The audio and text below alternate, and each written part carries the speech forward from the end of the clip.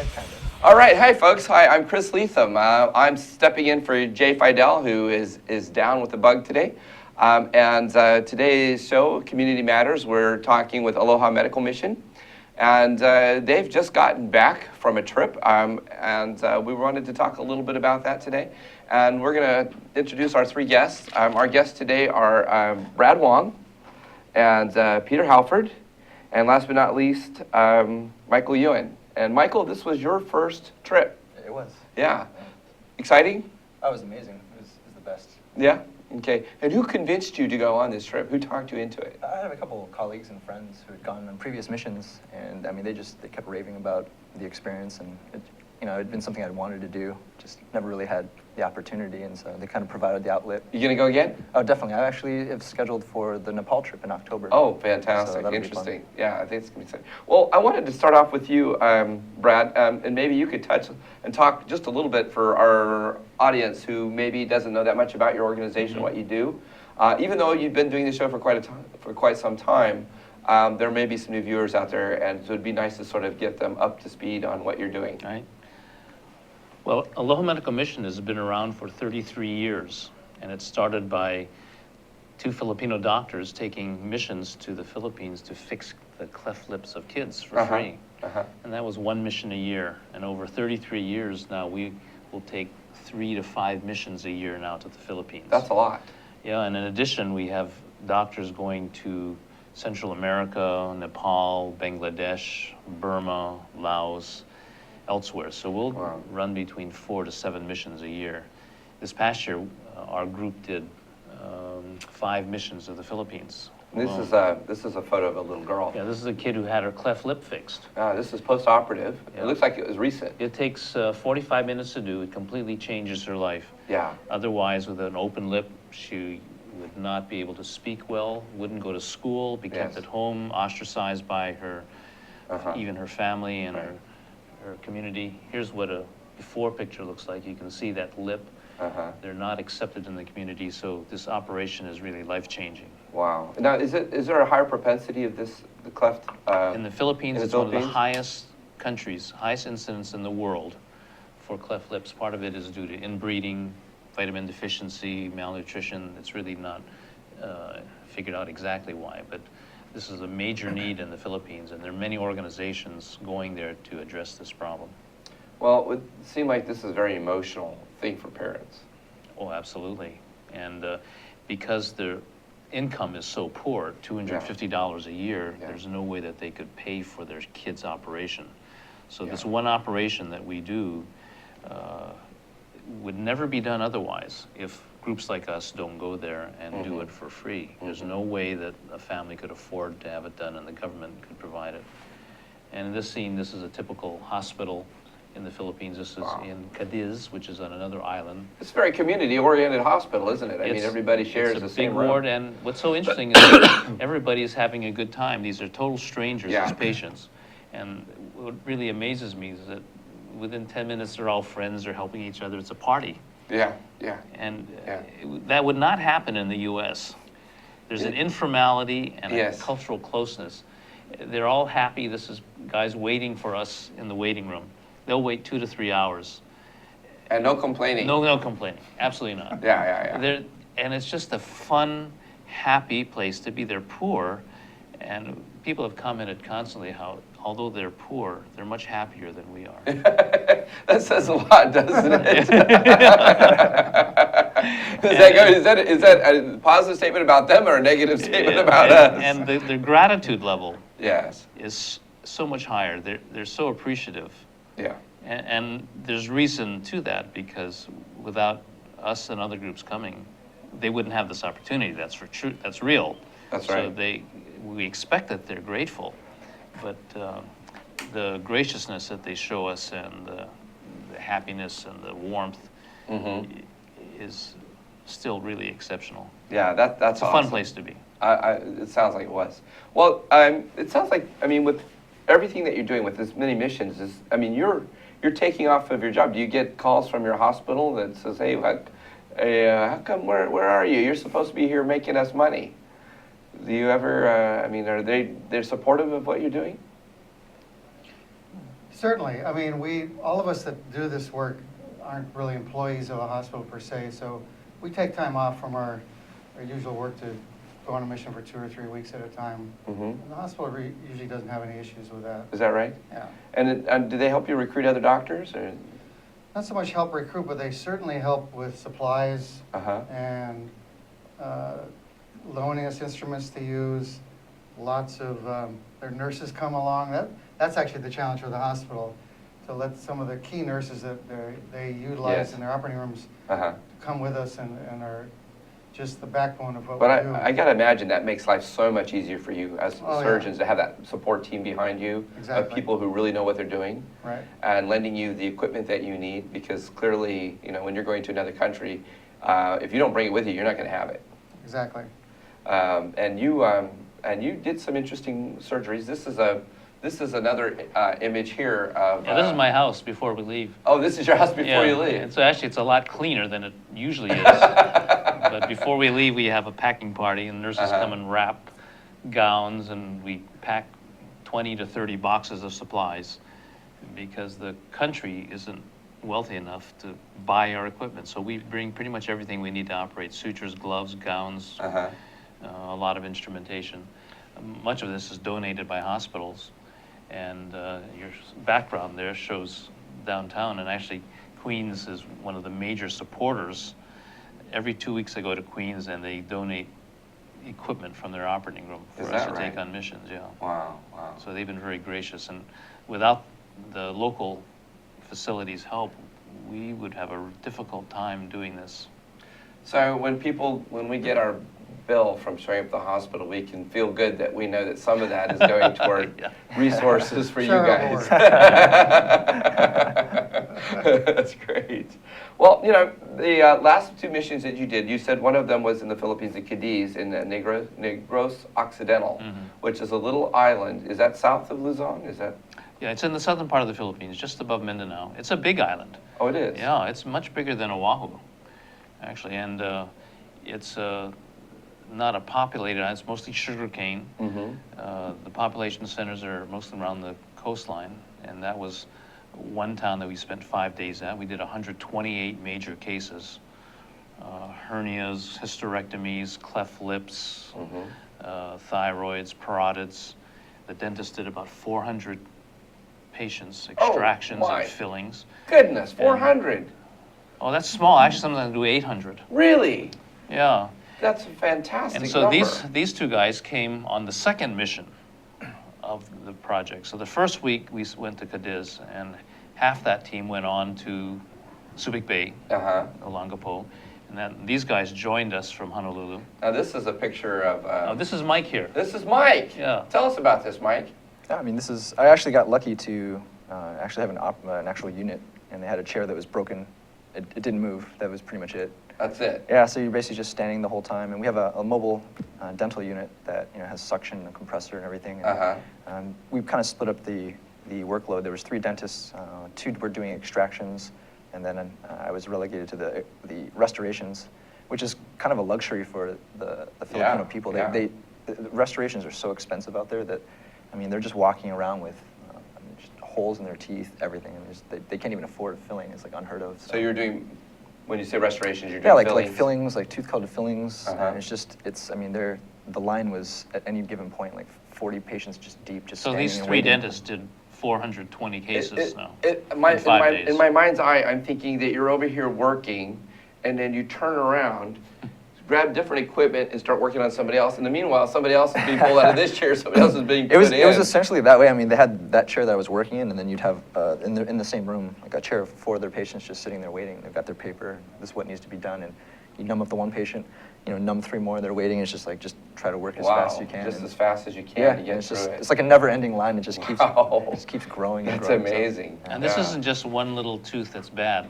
These are kids and adults Yeah. with entire mouths full of bad teeth. Full of bad teeth. So Wow. we're just trying to figure out, where's the pain? What can you do? You can't save everything, and you can't see everyone. You want to see all the children. And then it's just the whole. So with the children, these are baby teeth that are problematic, or are these adult No, a lot of teeth? those. I mean, you have to also make the decision. Do you save them? Do you take them out? Do you try to put the filling in? And everything else. Now, dental implants are not dental implants, but I guess you would call them bridges or things like that? Is that Any- something that they do over there? Anything more complex other than just a filling or an extraction is just not possible. I mean, you're trying to basically just take care of any type of infection, pain, and then, if you can, try to treat some aesthetics. Uh-huh. And you get like, teenagers, early 20-year-old kids. And what do you do? Do you just take out the tooth, the front tooth? They can't walk around without these things. I mean, you got like beautiful 24-year-old women, just walking around and just giant holes all over their face, and they smile, and they're missing teeth. yeah, and you got to fix it. So yeah, but you're really limited what you can do. You don't have a laboratory to make any. But I'm sure it's a very emotional time for them because, especially if you're in pain and you have infections or continued infections and are sensitive, that type of sensitivity, you can't eat, it's really hard to enjoy life if you have dental pain. I mean, the only emotion that I saw on their faces was just they were just happy to be there, happy to just have anything done. I mean, anything you got. I mean, they finished the second you were finished, they're just looking at you like, giving you a big thumbs up, and you're like, all right, next, next person. Yeah. Keep coming. Wow. So you're doing what you're doing is fairly standard. I mean, one patient after the other is a very routine process. Then it feels routine. I mean, I guess it does. It's more just basic general dentistry, so it's nothing too crazy or complex. So it's try to keep it simple. Again, the logistics of trying to bring everything you need, you can only do so much. That's right. Now, you one of the challenges, of course, is the operating room itself is somewhat challenging too, because you don't necessarily have air conditioning, you don't necessarily have the right equipment all the time. You don't necessarily have a comfortable place to sit either. Some similar issues with the physicians and the surgeons. I mean, you kind of just have to roll with what's there. Just kind of just do your best. Just do what you can. Yeah. So I'm going to talk to you a little bit about what you're doing, Peter, because I can imagine that these are life and death situations too for you when you have patients in there. You're doing major surgery. Major surgery, but we weren't tackling super difficult cases that we'd be worried about them in the post-operative phase. So most of the operations we did, they would only be in the hospital 1 or 2 days. But still anxious, it proves a little angst in us because you don't have the intensive care unit or the facilities to help rescue a patient if something should go wrong. And working under those conditions is a little more challenging. Well, I would think infections would also be a concern. Concern always about infections. Yeah. The operating room is the other interesting thing. I don't know if this is mentioned, but we didn't just have just one patient in an operating room. There were usually 3 patients being operated on simultaneously in an operating room. Just like a MASH tent you see on television. It was like that in most of these missions. We have 3 cases going simultaneously in one room. So it's a lot of activity and whirlwind of everybody talking and doing their own thing, but trying to keep quiet and understand at their table what they were doing and not get distracted by everybody else. But controlled chaos, but it was organized enough and safe enough that we pulled it off and did a lot of good cases without any issues or fatalities or mishaps. How many years you been doing this, Peter? The missions, I think 10 my years, first one yeah. with Brad was about 10 years ago in the Philippines. And then I've been to Nepal several times over and over again. Now, do you get to practice or do surgeries that just doing this, I would think would make you a better surgeon at the end of the day. Because you get more time working with patients, you're doing more procedures over and over again. And we know that for doctors, doing something repetitively makes you better at it. As I mentioned earlier, I think you're correct in that some of these cases, at least for me, the hernias, very challenging, very large. These are not easy to do if you just see one occasionally, but on a mission, you'll see 20, 30 of these all in a period of 5 to 10 days. And so your skills get better, and Brad would help me, other colleagues would help you that were seasoned, and so with 2 heads working on something, you learn tricks and. So it's a cooperative effort then. Yeah. Well, we're going to go to commercial. We've got to do a couple commercials during the show, so we're going to do one right now. I'm Chris Lethem. This is Community Matters, and we'll be right back. Wow. Aloha. My name is Josh Green. I'm a senator from the Big Island in the ER position. Every other Tuesday, I get to host a show here on the ThinkTech program about healthcare. We call it Healthcare in Hawaii. It's really enjoyable for me to bring other healthcare leaders from around the state to talk about our pressing issues. Hawaii has long been the health state, but we need to keep up the momentum, the inertia, and with your help and with your participation, we can come and share all of the big issues that are pressing day to day. Thanks for joining us every Tuesday, alternating weeks from 2 to 2:45. Aloha, my name is Miley Scarpino, and I'm the host of the Empower Hour. If you're interested in health, nutrition, fitness, here on the island of Oahu, want to learn more about places to train at or different trainers available, then watch my show on Fridays at 3. We have a great time, and I hope that you'll come join us. Much aloha. Now go get swole. Okay, hey, we're back. Hi, I'm We Chris should do that. Lethem. This is Community Matters. Today we're talking with the folks from Aloha Medical Mission, and we've been talking about some of the sort of challenges that you've had. And Peter, we were talking about the hernias you worked on. It's fairly interesting that you're dealing with hernias that you don't normally see here in Hawaii. Correct. And you don't see those because of the people who normally get treated for hernia much earlier stage. Correct. They Here. have access to seeing a doctor and a surgeon and having Mhm. something done earlier. Exactly. So you get such would you use the term aggravated or acute cases then? Is that Not aggravated, but challenging, Okay. massive hernias that they've probably had 15, 20 years. And because they can't get access to a doctor or get the operation without a cost, when the mission comes, they can get their hernias fixed. they can get them fixed? And that's just allows them to go back to having a normal life. Yeah, and return to work and Uh-huh. enjoy. Oh, I'm sorry to hear that. Life. They have to actually go back to work. The wife's like, well, you got no more excuses now. You're back in the field.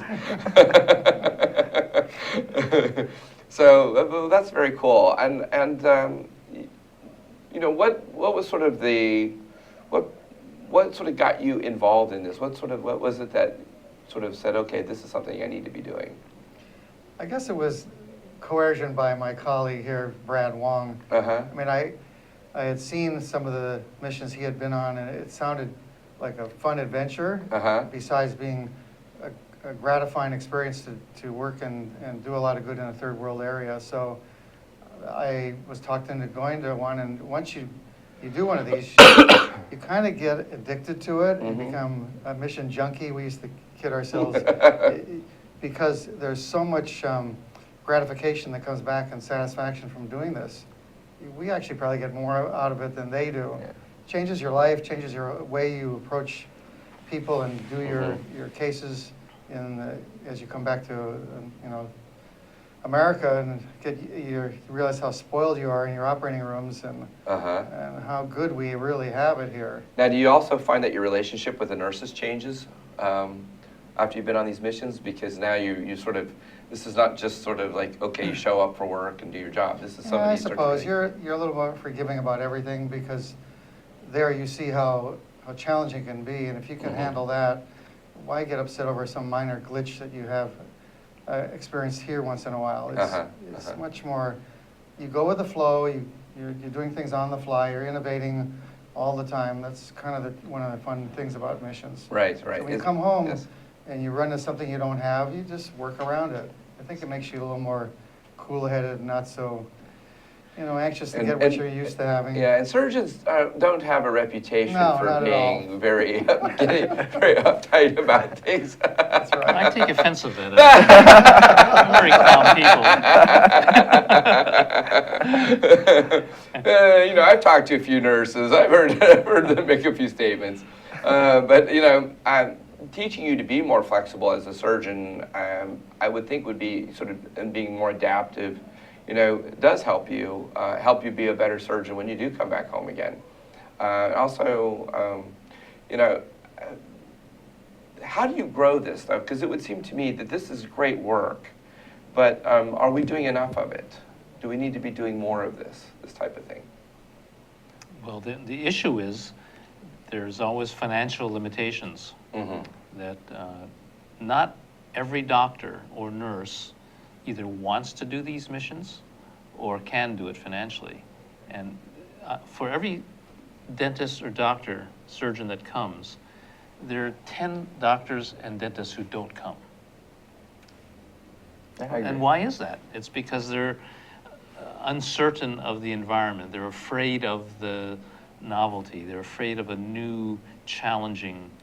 They're afraid of traveling. They don't like to travel. They don't like to get diarrhea. I don't like to get diarrhea. I don't like to get. Oh my gosh. I love it. But everybody, Mike loves it. So, Yeah. but that's the predictability of it. Solves that constipation problem, right? Everybody's going to get sick. On Have a little, mission. have a little Yes, balance. yes. And that's part of the challenge of it. And as we've discussed, working in unfamiliar surroundings, some people don't like to do that. You know, And then so they're not going to gravitate to it. So and we're not going to it's get that challenging. kind of person. But then there are others who are willing to take on the challenge. You know, and I've spent time. I lived in the Philippines. I lived in Indonesia, Japan, and spent time in other parts of Asia. And you know, I think there is some growth to that environment. I mean, even if it's learning how to eat different kinds of foods and learning how to not put ice in your drink because the ice may not be what you want in your drink, or you know, and learning how to cope with different cultures. Well, that's why we keep going. Yeah. Mm-hmm. So the guys that take the leap and Yeah. do this realize that it's a tremendous experience, learning experience. It's good for us professionally, and our relationships develop. We're better emotionally from it. So once you take that leap, we all realize that it's fantastic for our careers and our personal development. But- Yes. Yes. And sustaining this is always going to be a problem because we do need to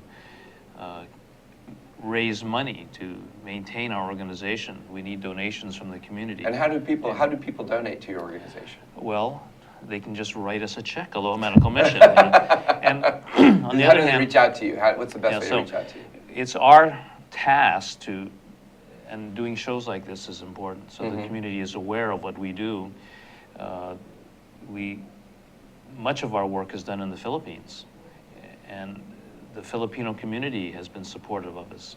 But we also do missions elsewhere in the world. That's right. You're saying you do missions in Yes. Bangladesh, Burma, Thailand, Nepal. Nepal. We haven't been to Thailand, but we've been to Honduras, Ecuador, Cambodia. Uh-huh. Group is going to Guatemala in 2 weeks. Now, there are not a lot of Guatemalans in Honolulu. We don't expect them to donate to us, but there are people that understand that our task in taking missions abroad and helping people is a good thing. This is a photo. What is this photo of? Yeah, this is a group that went to Cadiz in front of our bus. There are about 44 people. We all pay our way. Uh-huh. A bunch of nurses, lay people, teachers, doctors, nurses, attorneys, handyman come with us, and we work as a team here and do our job. If people wanted to be Even you supportive, could come along. I could come along and, Yeah. and tell jokes and stuff. No, we'd put Get, you to work. get diarrhea? Yeah, why not? So we're always looking for people to see what we do, and we've been very fortunate through the years. People have been very generous with their donations, and that's kept us going for 33 years. Well, I'm just so impressed with what you're doing because it is truly volunteerism at its finest. I might mention the dentist clinic here too. That's Yeah. So, we started doing these missions abroad, and we sat down one board meeting and said, why are we spending all this money to go 6,000 miles and help poor people when there are poor people here in Hawaii? There are poor people Yeah, here in so Hawaii. that started us thinking about helping the people here in Hawaii. And in 1990, we started a free medical clinic and our free dental clinic. And where is that located? So right now we have the only free dental clinic in the state at the Palama Settlement, which used to hold the Strong Clinic, which was a free dental clinic back 30 years ago. Okay. So we've pretty much taken over that role now. Mike, I'm going to get you to volunteer there. Done. It's staffed by volunteer dentists now. Uh-huh. And we service 1/3 of the adult population in Hawaii has no dental insurance. 1/3. And if you call up a private dentist for a tooth problem, nearly all of those dentists, because you don't have insurance, will say, we cannot see you. So you'll end up in an emergency room, which And, can't treat I've which been doesn't, there. yeah, which doesn't treat teeth. No, they'll just give you, Yeah. in my case, they Painkillers. gave me a shot of morphine. And so you may end up at one of the community health centers, Mm-hmm. dental clinics, which will see you, but it may be a month on their wait list till you get there. Occasionally you'll find a 4-day or a 5-day appointment. But Aloha Medical Mission runs the only free dental clinic, which we support through grants and private donations.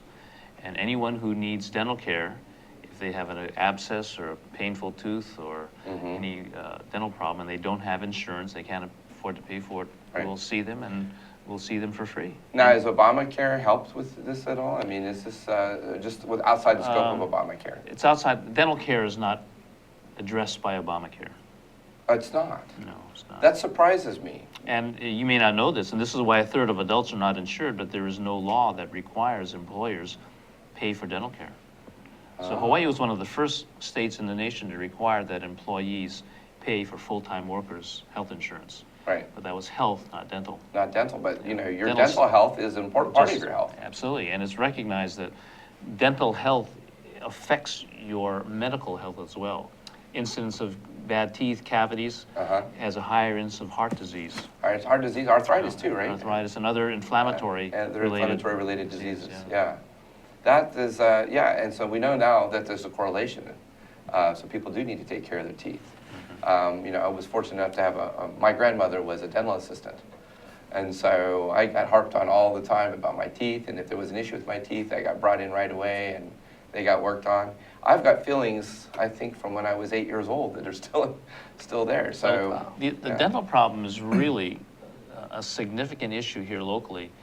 And it's really only been in the past 5 or 6 years that we've got guys like Michael, dentists, who are willing to go abroad with us. We have them occasionally on missions, but I'm really happy now that we've got a cadre of dentists that are interested and willing to go on these foreign missions, because it's a huge need in the third world countries. Oh, I have to imagine that it is. And you were talking earlier, we were talking about the Philippines, that there's a high incidence of tooth decay and dental-related issues, some of it having to do with drinking sweet or soft drinks with lots of sugar in them, or eating maybe sugar cane. Yeah, I mean, the diet for sure out there. I mean, there's a lot of processed sugars, snacks, sweets, everything. I mean, you see it all over. And it's kind of interesting, too. I think the way they even build out their day, even in the Philippines, it's like every couple hours, it's like you got to stop for a snack, stop for a break, stop for a snack. Oh. And I guess that was like sort of built into their just daily routine. Their daily routine. Yeah, it's So, like 10:30 they get a snack break, 12:30 is lunch, and then 2 o'clock you get another snack So break. now what we need to do is build in the toothbrush, the take it with you toothbrush that you use every time you eat one of those sweets. They'll turn it into like a toothbrush lollipop or something. You'll be like, oh no. That sounds like a good idea. Maybe Yeah. one end of it you suck on it, but then the toothbrush comes attached with the sugary candy or something like that, disposable toothbrush. I don't think you can win either way. Now, how about dental floss? Is dental floss something that is practiced? Do they practice using dental floss? But in foreign countries? Yes. Or? I don't even know. I mean, as far as I can tell, I mean, it didn't seem like there was much education in terms of like oral health care, any of that stuff. So maybe that's something that could be done as well. Maybe as an augment to what you're doing is bringing along people who can talk about. I was actually thinking about that. I think maybe like a month or so after I came back from the trip, and it would maybe almost be beneficial because you have the large waiting rooms and everyone's just kind of sitting around, and you just put up like a little television, have someone narrate something. This is important, blah blah, like a quick little slideshow. Just have it on repeat. They're going to just stare at it. I think that's a great idea. Yeah, and then maybe even giving them their first toothbrush, and having them do their first floss. Sure. First time out, yeah, right. Well, we're going to go do another commercial, and we'll be right back, and then we'll finish up our show. I'm Chris Lethem, and this is Community Matters. We'll be right back. Hello. Aloha, my name is PJ, and I'm the host of Hawaii Sports Update. I am very interested in local sports, and that's why I host the Hawaii Sports Update show. I bring in guests from Hawaii, I bring in guests from UH, I bring in guests from the community, I bring in big names, I bring in small names, I bring in all names that are community related and doing positive things, sports related in the community. Come join me every Tuesday at 1 p.m. here on Hawaii Sports Update. You can also join me on my golf tournament, the first annual PJ Sports Radio Show golf tournament. It's going to be held at Coral Creek. For any information, go to ThinkTech Hawaii, INC, and friend us. The PayPal and a summary of the event will be right there available for you. And don't forget to tweet us. Well, thank you everybody for coming back and watching us. I'm Chris Lethem, this is Community Matters. Today our guests are from the Aloha Medical Mission, Michael Yuen, Peter Halford, and Brad Wong, who's been here over and over again with Jay Fidel. So we're going to have Zuri bring up some photos and talk a little bit about what was going on here. And Zuri, if you want to bring up the first photo. So this photo shows three guys without hands. And they've been without their hands for a period of 5 years in one of them and 20 years in another. Uh-huh.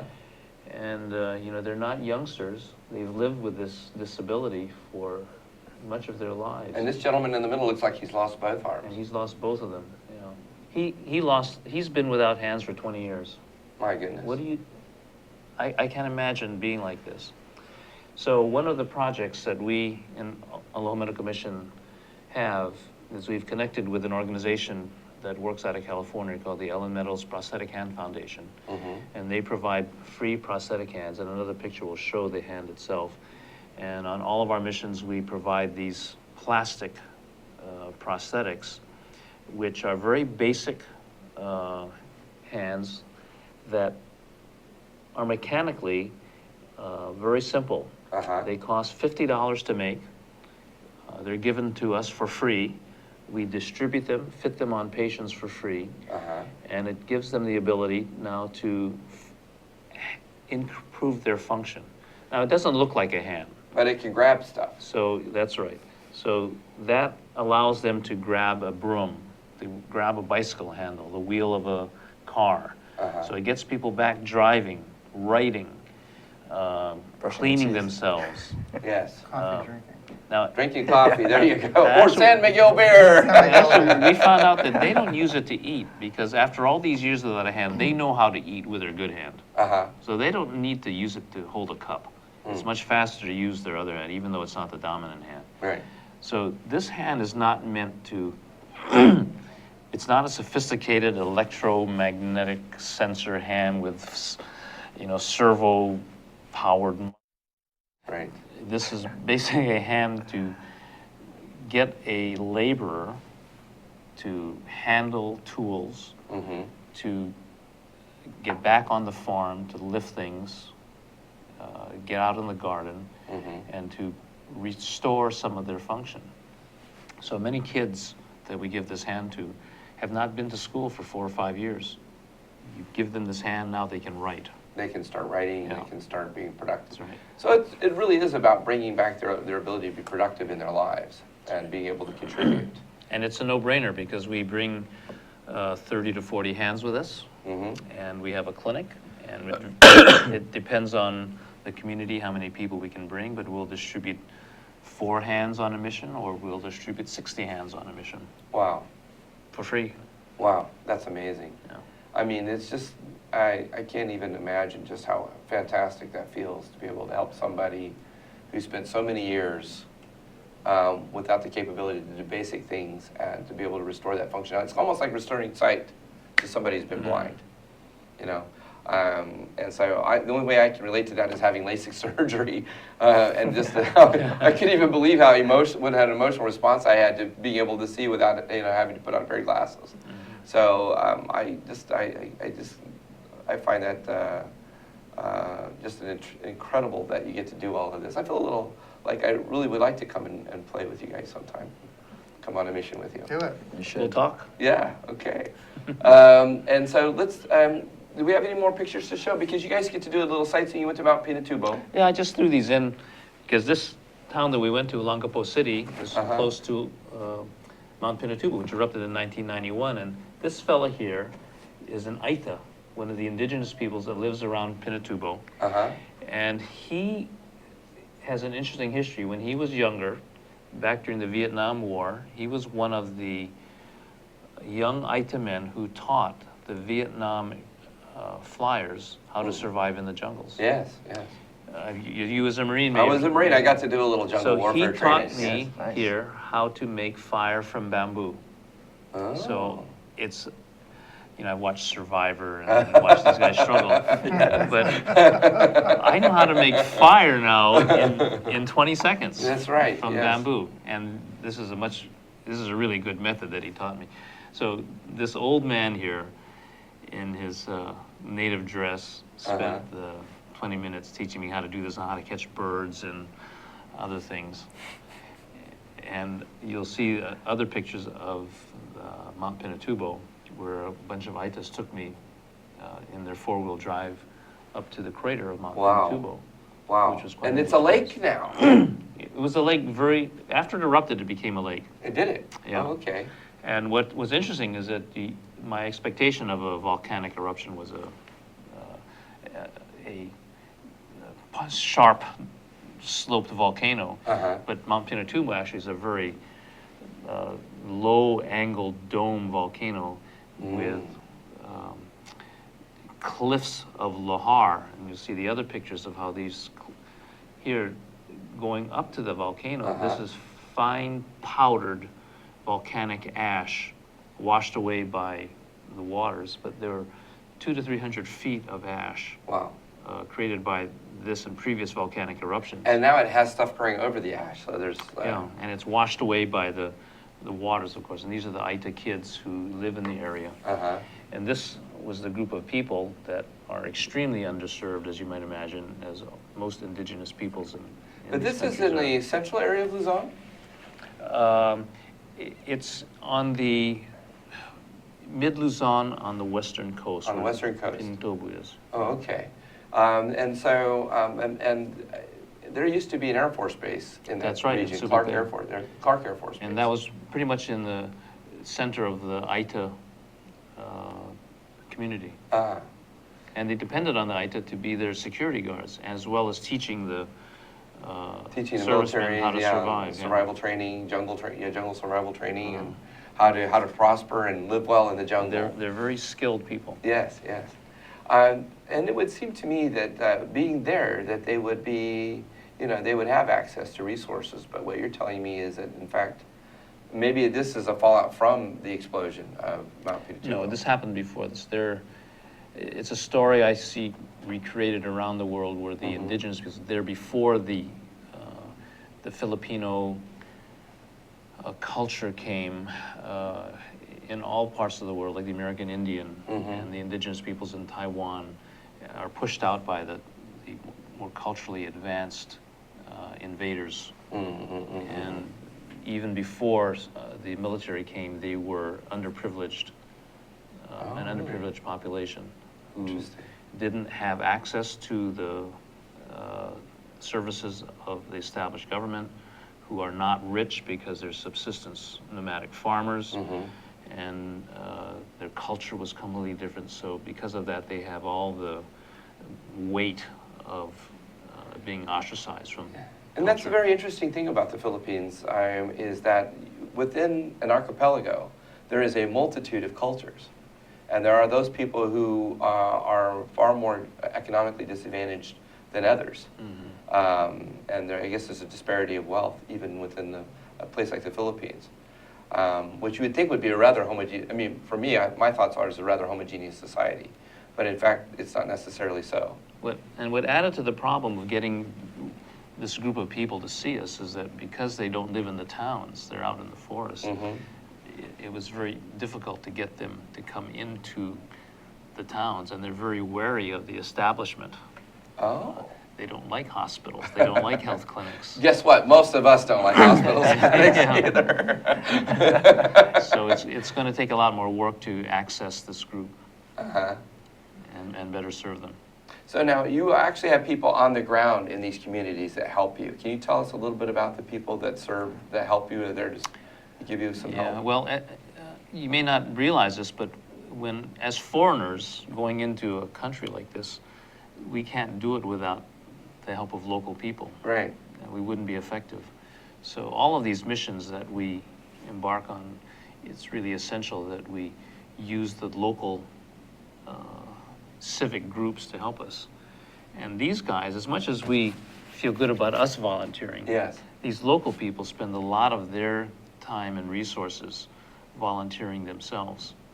And in many areas, they're wealthy people that help us. But in other countries, like in Nepal and in Central America, these local groups are not wealthy. They're middle class or poor. And for them to volunteer on our missions is an extreme act of courage. Yes. To take time away from their families. Because a lot of them are living hand to mouth. They're living hand to mouth themselves. And in countries like Nepal, where all three of us will be going in October, survival is not guaranteed, is it? Not guaranteed. And to take time away from your family and leave them in their town to help us is, in many respects, a great act. Yes, yes. Of courage and determination. So the local people who help us set up these missions are really important, and they're making as big a sacrifice as we are. These are heroes. Yeah, they're definitely They're heroes. Absolutely. We need more heroes. Yeah. Yeah, and it's really great that you gentlemen who, you commit yourselves. I mean, you've established practices for yourselves, and you're working hard. And I know if you're a young doctor or a dentist, you've got student loans that take forever to pay off. Yeah, bring it on. Bring it on.